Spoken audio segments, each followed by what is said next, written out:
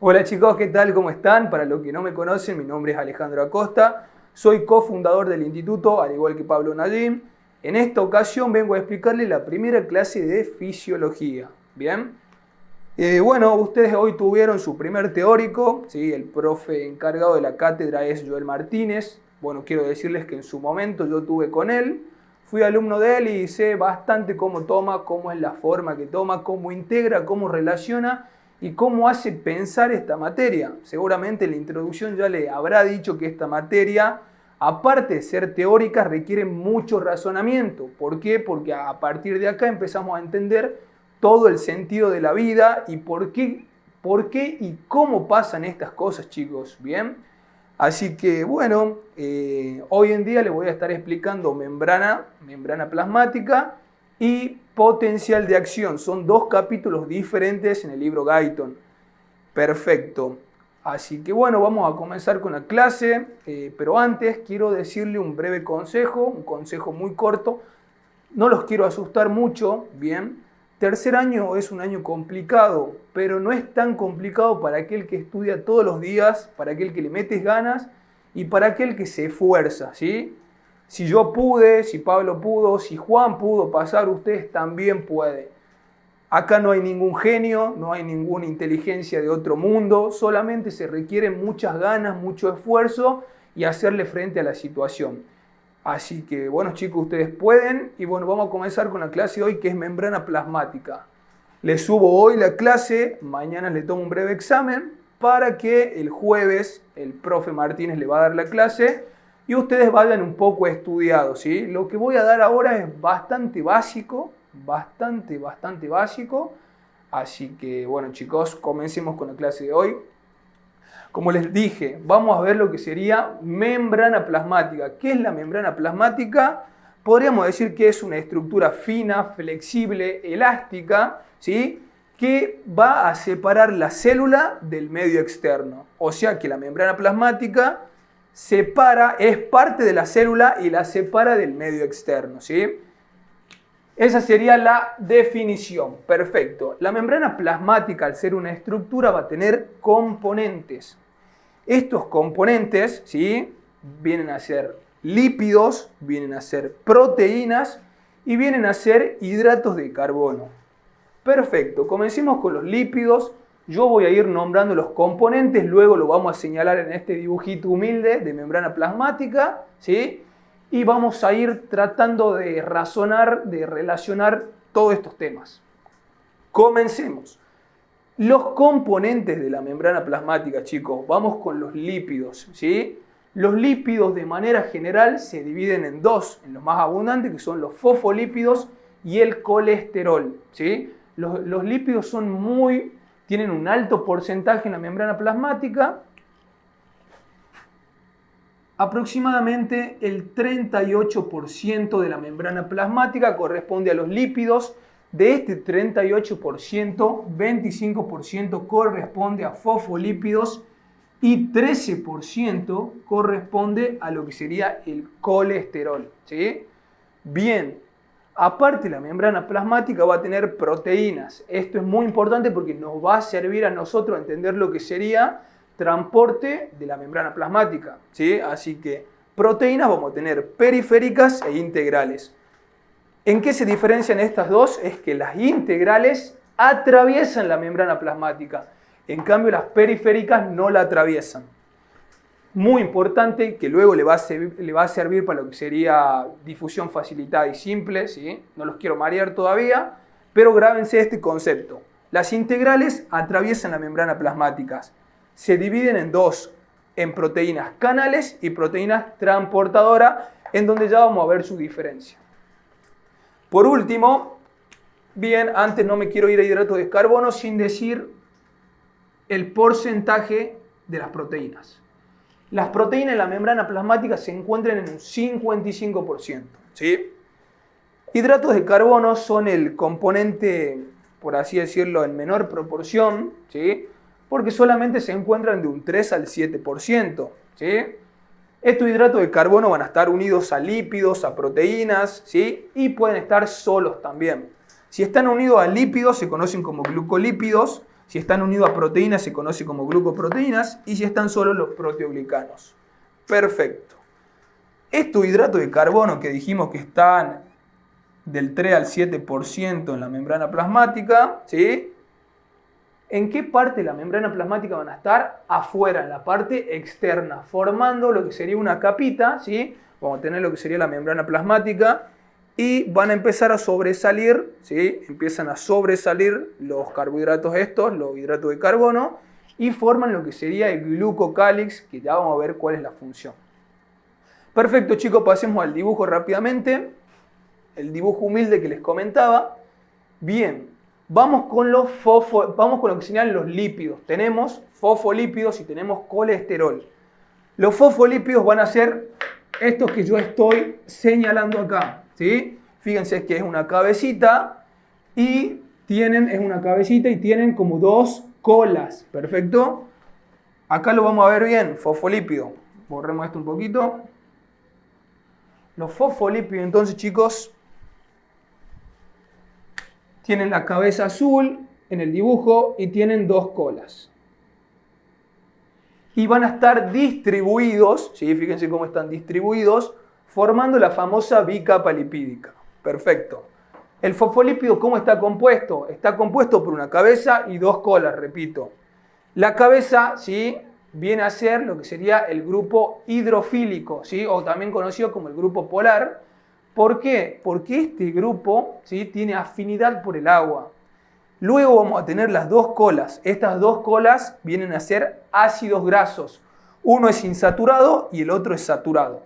Estas colas que ustedes ven, ¿sí?, estas colas que ustedes ven son no polares y son hidrofóbicas. Hidrofóbicas quiere decir, como ustedes saben y vieron en primer año, si se acuerdan, no tienen afinidad por el agua, ¿sí?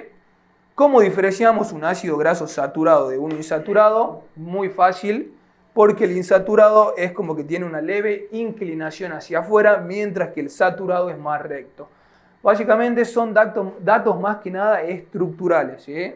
Datos estructurales nomás. Ya tenemos fosfolípido, entonces ya tenemos su estructura, cómo se divide y todo. Ahora vamos a lo que sería el colesterol, ¿sí? El colesterol me parece algo muy importante y que también los profesores lo suelen preguntar en membrana plasmática. Bien, chicos, ¿dónde se encuentra el colesterol en la membrana plasmática? Se va a encontrar escondido entre las colas de los fosfolípidos. Tenemos el fosfolípido entero, ¿sí? Y el colesterol se encuentra, veamos el verde, acá está, el colesterol se encuentra intercalado entre esas colas. Fíjense que acá también se los marqué. ¿Dónde se encuentra el colesterol? Se encuentra intercalados en las colas de los fosfolípidos. Ya vamos a ver bien su función en propiedades de la membrana. Por el momento sepamos eso. Perfecto. Ahora vamos con lo que serían las proteínas. Dijimos que teníamos dos tipos de proteínas. Teníamos lo que sería la proteína periférica, ¿sí?, que no atraviesa la membrana, como lo vemos en este dibujo. Y también teníamos lo que serían las proteínas integrales, que están integradas a la membrana y que atraviesan la membrana. Recordemos que en las proteínas integrales teníamos una subclasificación: proteínas canales y proteínas transportadoras. Bien. Acá tenemos el claro ejemplo de una proteína canal, ¿sí? Se ve cómo está el canal. Y acá tenemos lo que sería el claro ejemplo de una proteína transportadora. ¿Cuál es la diferencia entre ambas? ¿Sí? La diferencia entre ambas es que la proteína transportadora básicamente se comporta de una forma más química, ¿sí? ¿Por qué? Fíjense el dibujito. Hagamos de cuenta que esta es una molécula de glucosa. Para que la glucosa pase desde el exterior hacia el interior de la célula, ¿sí?, solamente lo puede hacer a través de estas proteínas transportadoras, en donde se unen, ¿sí?, se unen a la proteína químicamente, y esta proteína es la que hace atravesar esa molécula. En cambio, las proteínas canales es algo más físico, ¿sí? No es algo químico. En el caso de las proteínas canales, por ejemplo, a ver, ¿se acuerdan un poco de histología? En donde teníamos las acuaporinas, que eran proteínas canales que básicamente, como el nombre lo indicaba, hacían pasar lo que sería el agua, ¿sí? Acuérdense, la membrana plasmática es insoluble al agua. Para que el agua pase al interior de la célula, sí o sí tienen que estar estas proteínas canales, ¿bien? Esa es la diferencia entre esas dos proteínas. ¿Por qué me importan tanto que la sepan? Porque luego, repito, van a tener lo que sería difusión simple y difusión facilitada, y acá la van a diferenciar bien. Así que bien con proteínas, acuérdense en un 55%. Bien. Sigamos con hidratos de carbono, ¿sí? Los hidratos de carbono estaban compuestos por los glucolípidos, ¿sí? Pues estaban compuestos por las glucoproteínas, por los proteoglicanos, y esto lo que hacía, ¿sí? Es en la parte externa de la membrana, ¿sí? Estaban así, fíjense cómo están. ¿Sí? Se encuentran en la parte de arriba de los fosfolípidos y en la parte de arriba también de las proteínas. ¿Qué hacen estos carbohidratos? Forman una capa, una capita que se conoce como glucocálix. Ese glucocálix tiene funciones muy importantes que en algún TP pueden preguntárselas. Se las dejé yo en el resumen bien detallada, pero básicamente sería inmunidad contra infecciones, sería compatibilidad de trasplante, tenemos adhesión también, tenemos fertilización, entre otras funciones que lo tienen en el apunte. Entonces ya tenemos también hidratos de carbono. Esta sería la composición de la membrana plasmática. Por favor, no se olviden los porcentajes. Bien, chicos, bien. ¿Con qué vamos a seguir? Bien, sigamos con lo que serían, que acá quiero relacionar más o menos todo. Esto lo preguntan en mi año, el año pasado, el anteaño pasado también, lo preguntaban bastante en los TPs, que vienen a ser las propiedades que tiene la membrana plasmática. ¿Qué propiedades tiene la membrana plasmática, chicos? Viene a ser selectiva, viene a ser, aparte de selectiva, semipermeable, ¿sí? Es asimétrica y es fluida, ¿sí? Vamos de vuelta. La membrana plasmática, las propiedades. La primera propiedad es la fluidez. ¿Qué quiere decir que la membrana plasmática sea fluida? Es que la membrana plasmática, como ustedes la conocen, no es algo que está quieto, no es algo que está estático, ¿sí? Jamás. La membrana plasmática todo el tiempo se está moviendo, ¿sí? Por eso se le dice, por eso, bueno, los científicos le pusieron fluido en mosaico, ¿sí? Entonces todo el tiempo se está moviendo la membrana plasmática. ¿Qué es lo que se mueve? ¿Qué componente principal de la membrana plasmática se mueve? Y no lo olviden, son las colas de los fosfolípidos, ¿sí? De vuelta, la primera propiedad de la membrana plasmática es la fluidez. ¿Por qué? Porque no está estática, sino que está en movimiento. ¿Gracias a quién? A las colas de los fosfolípidos, ¿sí? Que básicamente tienen el movimiento de lateralización, el movimiento de flexión y el movimiento de flip-flop, ¿sí? Perfecto. La membrana es fluida. Segundo ítem que podemos agregar, veamos. El segundo ítem, la membrana es selectiva. ¿Qué quiere decir que la membrana sea selectiva?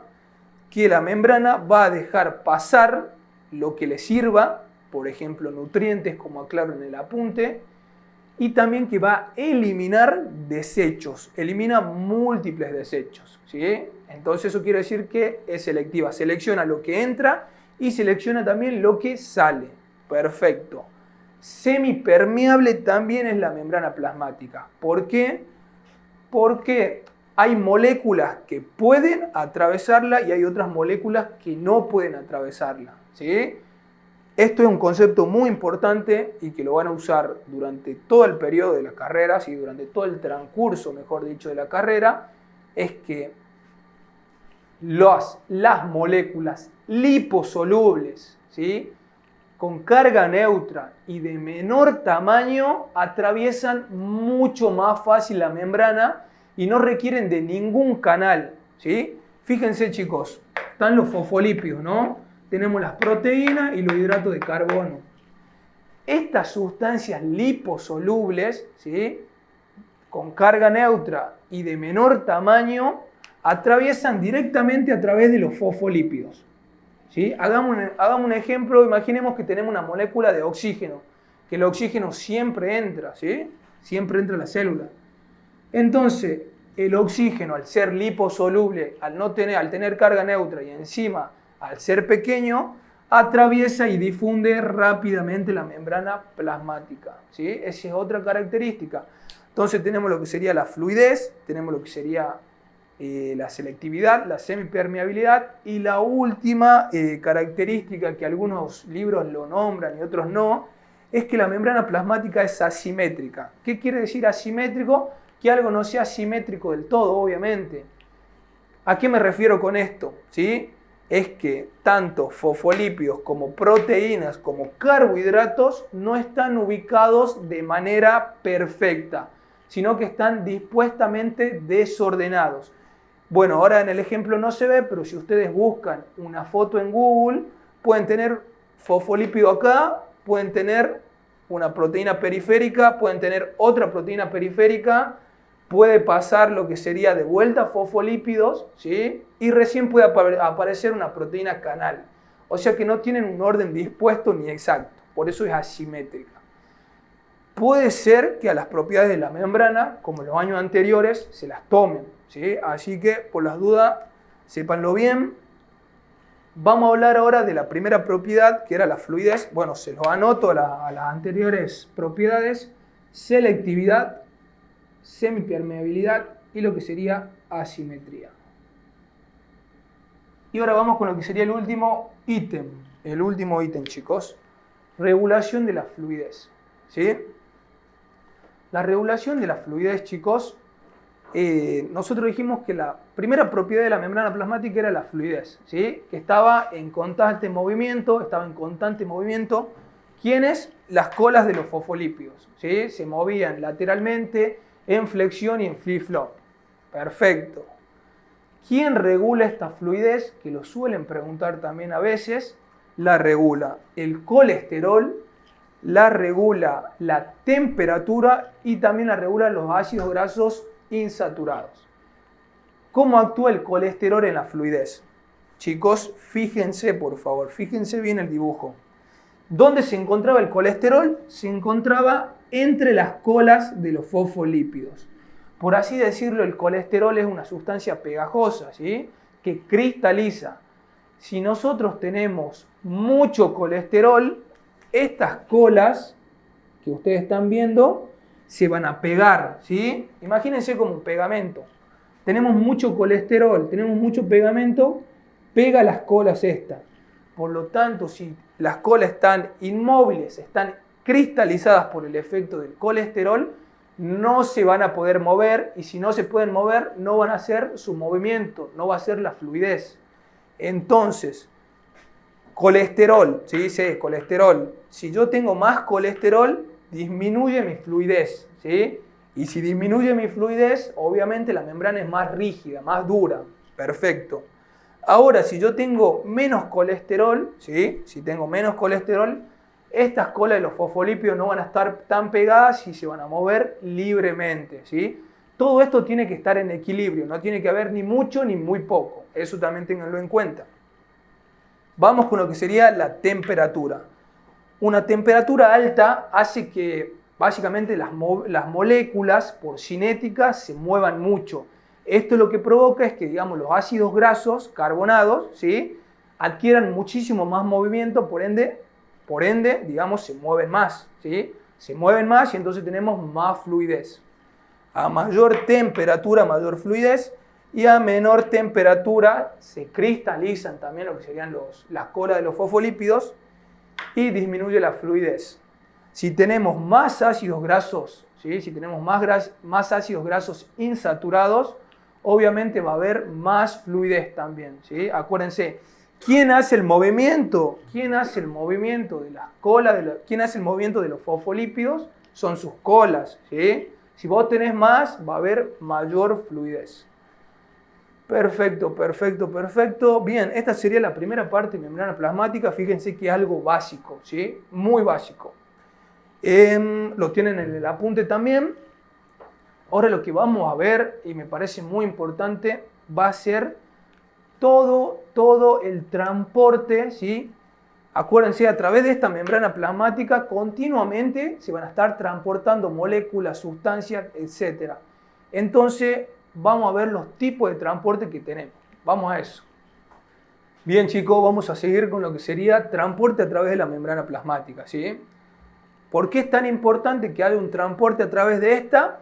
Para nutrir, para que la célula se nutra, para que ésta también elimine sus desechos y para que haya una homeostasis celular, o sea, un equilibrio tanto afuera como adentro. Entonces, esa es la importancia del transporte este. Nosotros vamos a tener, ¿sí?, dos tipos de transporte. Transporte pasivo y transporte activo, ¿sí? En este caso, ¿sí?, vamos a ver el transporte pasivo. Luego pasaremos al activo, que tiene más cosas para relacionar. El transporte pasivo, chicos, ¿sí?, a su vez se subdivide en difusión simple y difusión facilitada. Pero antes,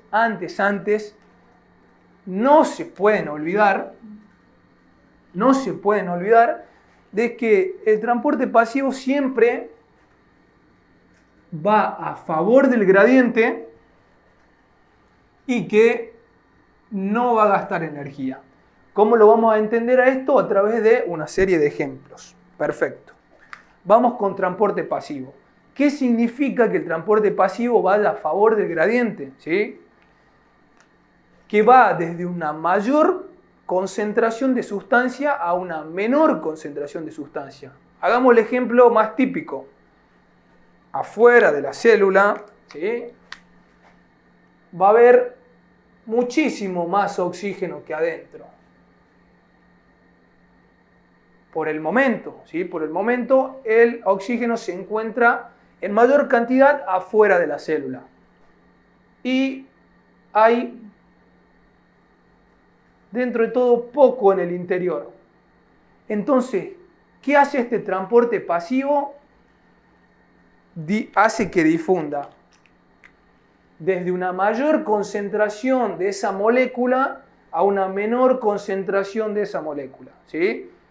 Acuérdense que signifique que vaya a favor del gradiente, significa también que vaya desde una mayor concentración de esa molécula o sustancia a una menor. Por lo tanto, si el oxígeno está en mayor concentración afuera, va a difundir a donde está en menor concentración, en este caso, adentro, digamos, de la célula. Perfecto. Y obviamente no gasta energía porque esto se hace por la cinética, ¿sí?, de las moléculas. Perfecto, perfecto. Bien, ahora veamos lo que sería difusión simple y difusión facilitada. Por eso les comentaba yo en un inicio que teníamos proteínas integrales. Teníamos lo que serían las proteínas canales y las proteínas transportadoras. En estas difusiones vamos a entender por qué se lo expliqué yo en un principio, ¿sí? Bien. Y vamos con difusión simple. En la difusión simple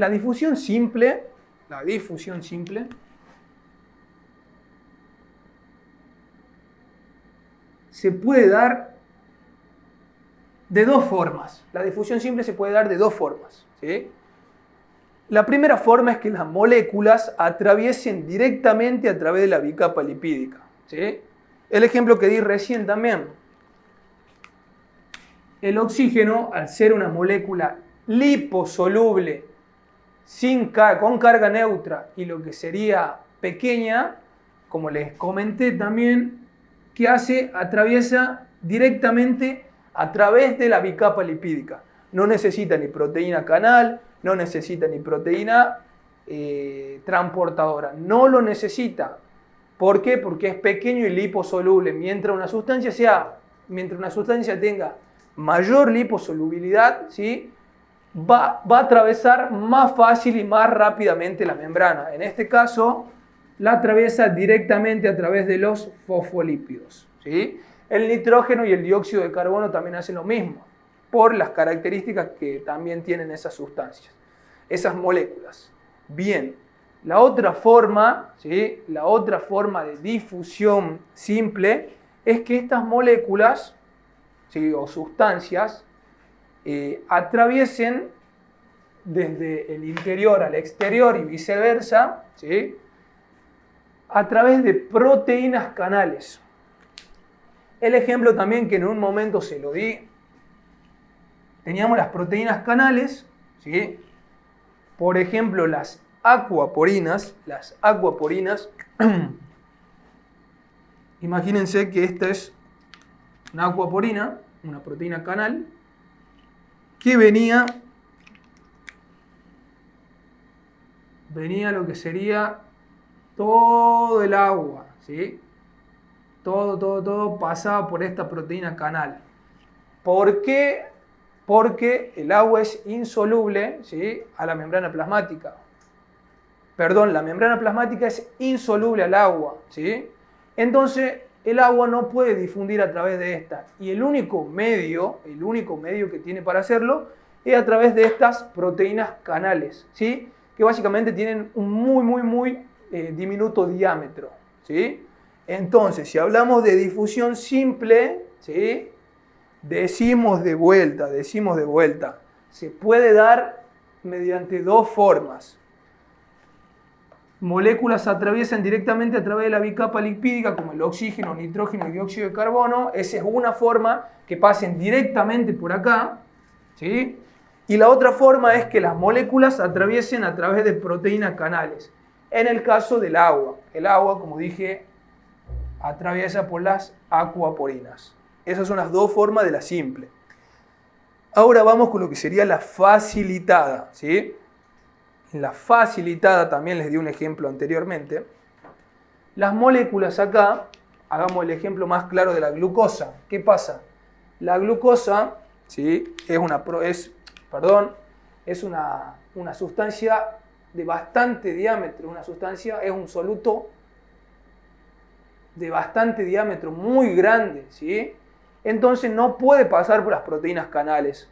Entonces se las ingenia y pasa por la proteína transportadora. Recuerden que esta era la proteína transportadora, ¿sí? Venía la glucosa, se une químicamente a esta proteína transportadora y esta proteína transportadora hace que la glucosa difunda al interior de la célula. Ya van a ver en bioquímica lo que significan los GLUT. Perfecto. Entonces esto sería transporte, ¿sí? Transporte pasivo. ¿Cómo se subdividen? Y acuérdense, van a favor del gradiente. ¿Qué significa eso? Que van de mayor concentración a menor concentración y no gastan energía. Así que eso sería transporte pasivo. Bueno chicos, ya explicamos lo que sería transporte pasivo, ¿sí? Transporte pasivo y las difusiones que tenía. Ahora vamos a ver lo que sería el transporte activo, ¿sí? Bien, las preguntas que tenemos que hacernos antes de ver este tema es: ¿cuántos tipos de transporte activo hay? ¿Van a favor del gradiente o no van a favor del gradiente? ¿Usan un portador o no usan un portador? ¿Sí? Y obviamente si usan energía o no usan energía. Bien, perfecto. Vamos con lo que sería transporte activo. El transporte activo se divide en transporte activo primario y transporte activo secundario. Es decir, tenemos dos tipos. Bien. A manera general, transporte activo, sí, tanto el primario como el secundario, los dos van a requerir energía, ¿sí? Y los dos van a ir en contra del gradiente. ¿Qué quiere decir que vaya en contra del gradiente? Que las moléculas, las sustancias, los iones van a ir desde una concentración menor a una concentración mayor, ¿sí? Por esa razón se requiere energía. Perfecto. Transporte activo primario. El transporte activo primario, ¿qué tipo de energía utiliza? Muy importante, utiliza adenosintrifosfato, lo que sería el ATP, la moneda energética del cuerpo, ¿sí? El más claro ejemplo de transporte activo primario viene a ser la bomba de sodio y potasio, que se las voy a explicar a continuación. Bien, transporte activo secundario, ¿utiliza ATP? No, no utiliza ATP. ¿Cuál es la energía que utiliza el transporte activo secundario? Utiliza la energía del gradiente del transporte activo primario, ¿sí? Recordar que el transporte activo secundario se subdivide en dos: cotransporte y contratransporte, que también ya lo vamos a ver. Perfecto, perfecto.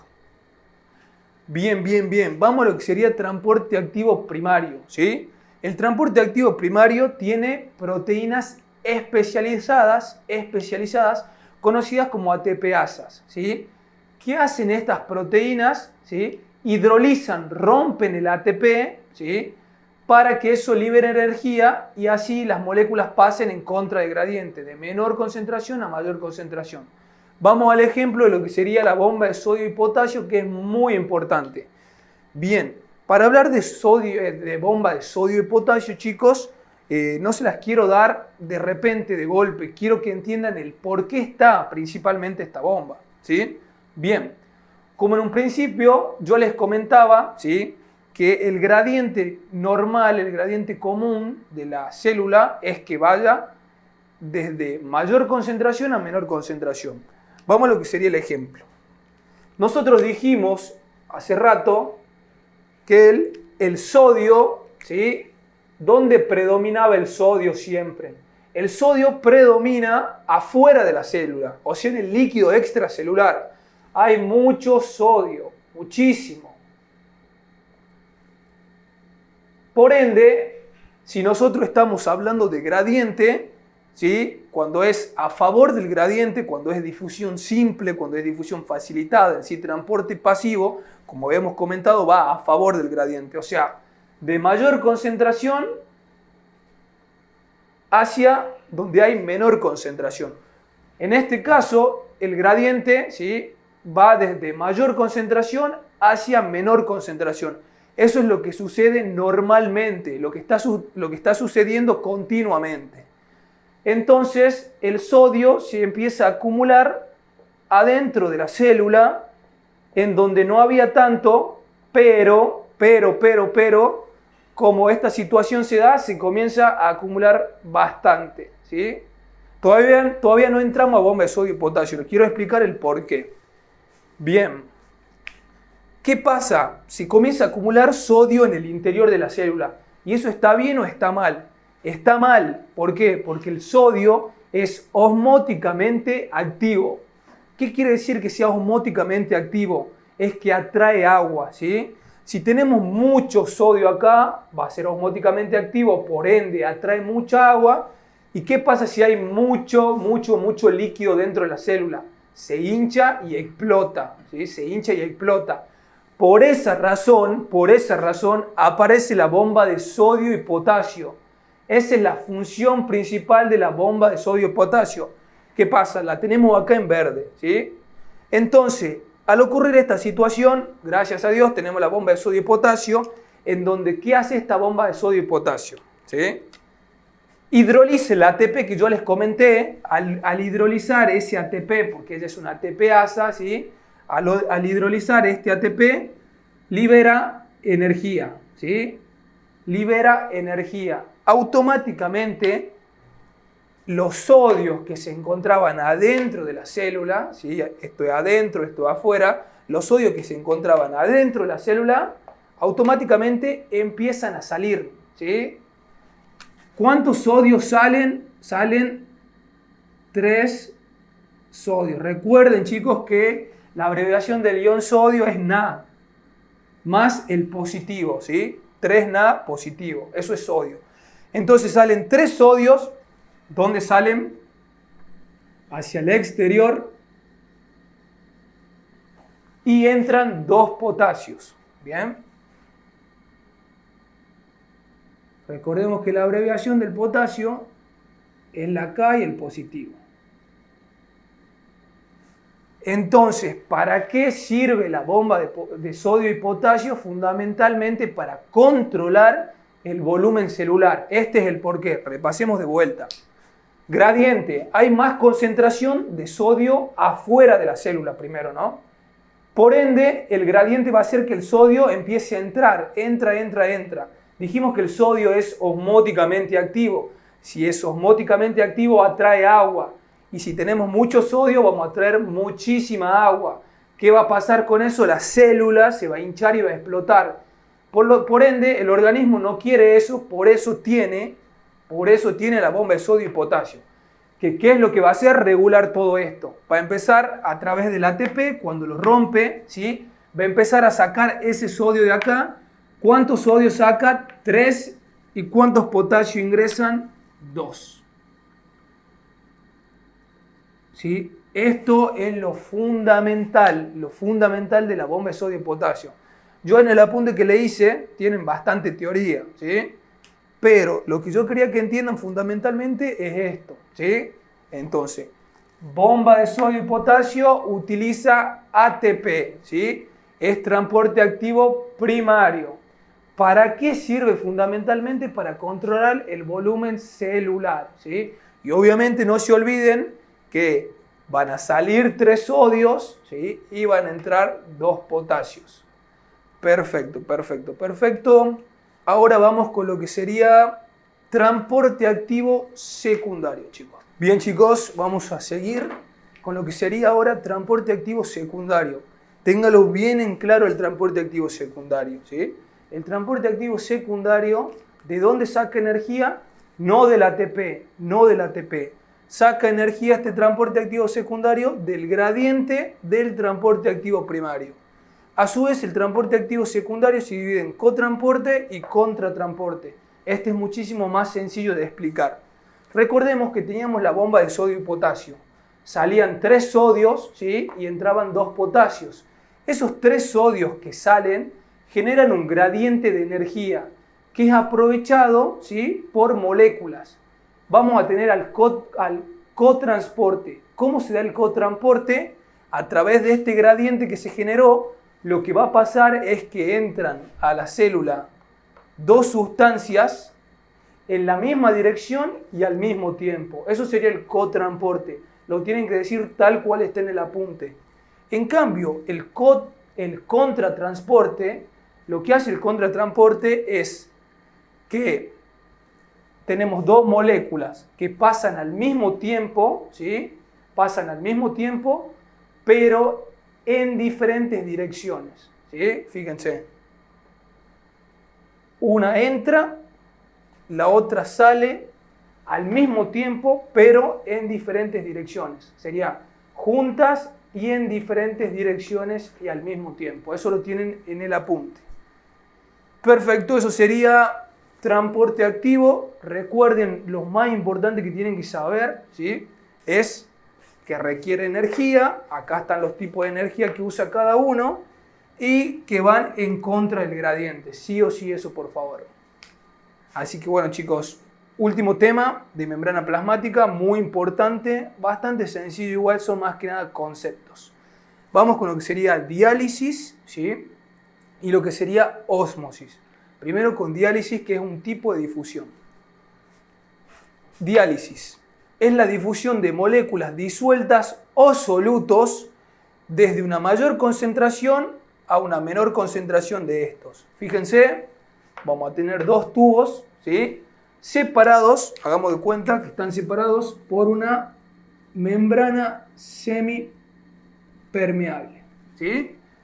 Los 2 tubos, ¿sí? Fíjense, tienen líquido, acá en azul, imaginen que es líquido, y está más o menos hasta esa altura, ¿sí? En rojo se encuentran las moléculas disueltas o los solutos. Esta es la primera imagen. ¿Qué pasa en la diálisis? Estos solutos van desde mayor concentración a menor concentración. Acá están en mayor concentración y acá no hay nada, ¿sí? Por ende, en la segunda imagen vemos que los solutos ya difundieron. Entonces ya quedan igualados.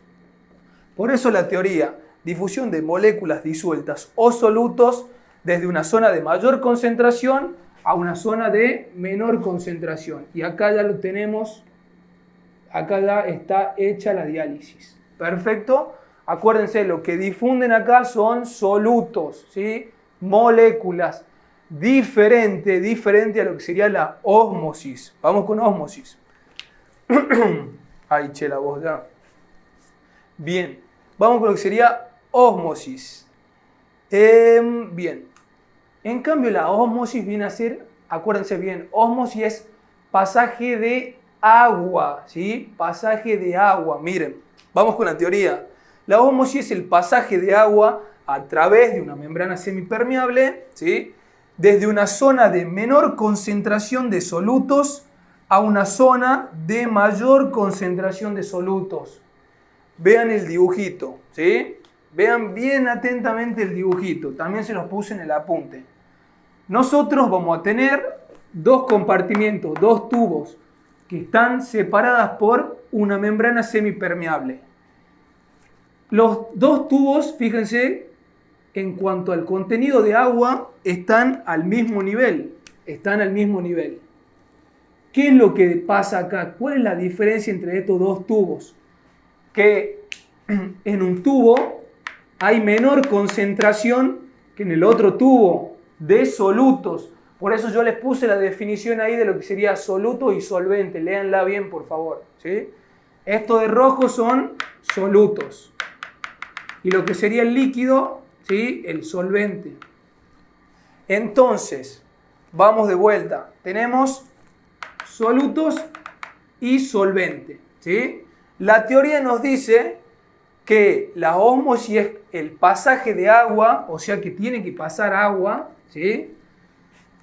A través de la membrana semipermeable desde una zona de menor concentración de solutos a una zona de mayor concentración de solutos. O sea, tendría que pasar agua desde una zona de menor concentración de solutos a una zona de mayor concentración de solutos. Por eso, fíjense en el dibujito 2, ¿sí? Que el agua pasó, ¿sí? Fíjense que está en menor nivel. ¿Por qué? Porque se difundió al otro tubo, ¿sí? Fíjense, ¿esto cómo se explica? Hagan de cuenta, ¿sí? Hagan de cuenta que estos solutos son personas, ¿sí? Son personas. Acá tenemos 4 personas y acá tenemos aproximadamente unas 9. Y piénsenlo así. Si tengo 4 personas, todo este líquido que tengo acá, toda esta agua me sobra. Entonces, lo que hace el organismo inteligentemente la distribuye.